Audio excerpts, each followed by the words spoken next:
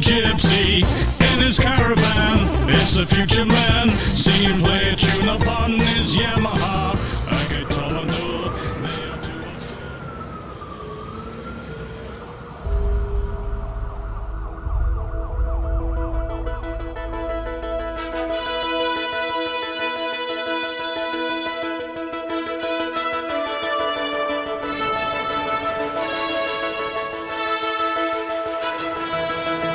The Amazing Spider-Man 2, film américain de Mark Webb avec Andrew Garfield, Emma Stone et Jamie Foxx. La suite du reboot initié en 2012 se permet enfin de sortir de certains jalons de la trilogie originale. Le premier épisode souffrait de la comparaison avec le volet initié par Sam Raimi en 2002, peinant à convaincre là où son prédécesseur nous avait conquis. Il restait malgré tout un épisode sympathique avec de bonnes idées comme nous donner enfin un Spidey blagueur comme dans les comics. La bonne nouvelle, c'est que ce second épisode poursuit sur cette excellente lignée et, libéré du fardeau de l'origin story, permet et nous promet un véritable tour de grand 8. C'est bien simple, de la scène d'ouverture grand spectacle au final tonitruant, on ne s'ennuie pas un seul instant.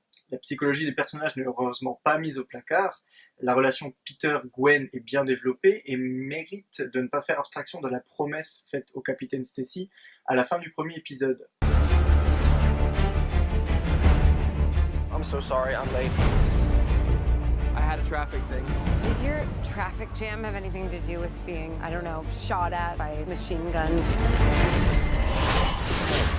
Les bad guys ne sont pas en reste en termes de développement, même si Mark Webb s'intéresse beaucoup plus à Max Dillon et Harry Osborn qu'à leurs homologues maléfiques. Electro est visuellement réussi, avec ce petit côté éthéré que l'on retrouve également dans le Sandman de Sam Raimi.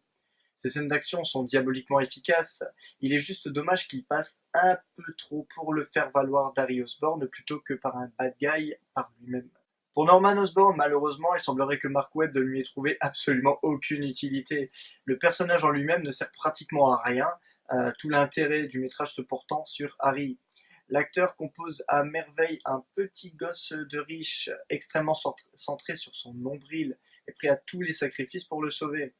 La noirceur irréversible du personnage en fait un Harry Osborn bien loin de ce que l'on connaissait, et les motivations le poussant à devenir le bouffon vert étant beaucoup moins nobles que dans la précédente trilogie. Par contre, on sent clairement que Webb le garde sous le coude, tant son apparition et celle du Rhino sont limite anecdotiques. Pour le bouffon vert, on en reparle tout à l'heure, mais pour le Rhino, il est clair que ce n'est qu'une mise en bouche. Pour la suite, la totalité des séquences du Rhino apparaissant dans la bande-annonce.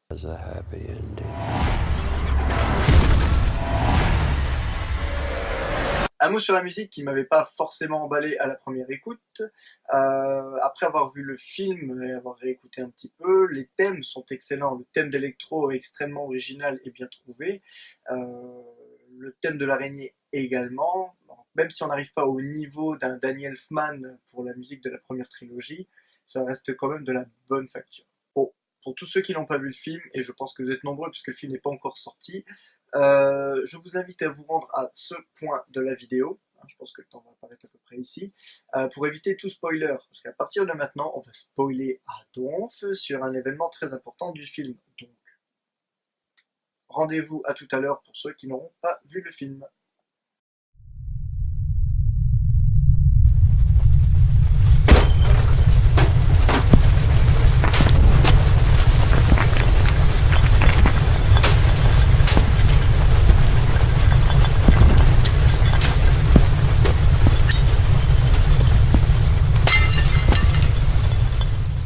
Voilà, donc si vous êtes encore là, c'est que vous avez vu le film ou que vous vous en foutez. Bref, on ne pourra pas vous dire que je vous ai pas prévenu. Nous arrivons à la fin du film, et la grande question que tous les fans se posaient était très très simple. Gwen Stacy allait-elle mourir? Les fuites de photos au moment du tournage ainsi que les trop nombreux détails présents dans les différents trailers le laissaient présager.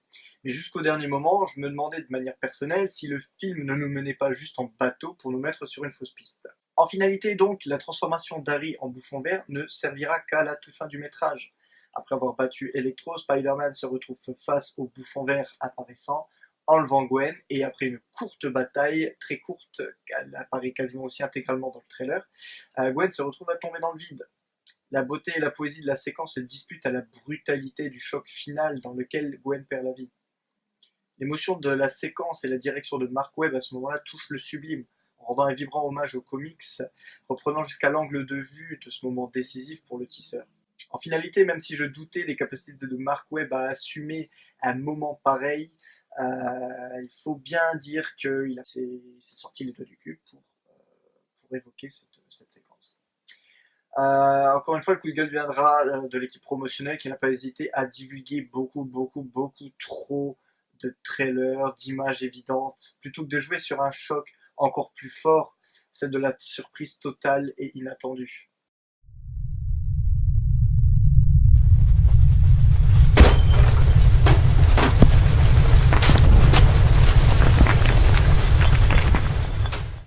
Voilà, en conclusion, que dire? De manière personnelle et totalement subjective, la première trilogie reste un bijou à part pour moi, Spider-Man 2 étant pour moi le meilleur film qui soit de Spidey, et l'un des meilleurs films de super-héros tout court.